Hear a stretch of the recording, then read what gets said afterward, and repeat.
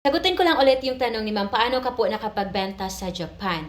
So actually, as a TikTok affiliate, hindi mo na problemahin kung paano mo ibenta. Ipopromote mo lang.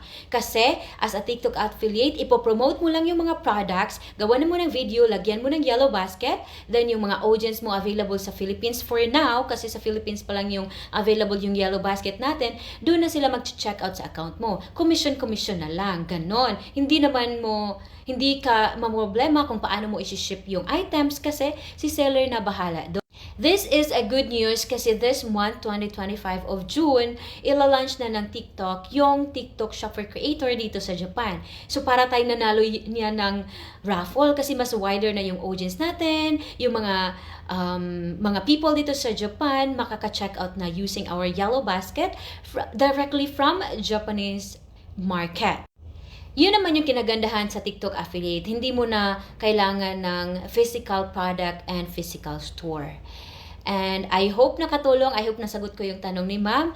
Follow for more.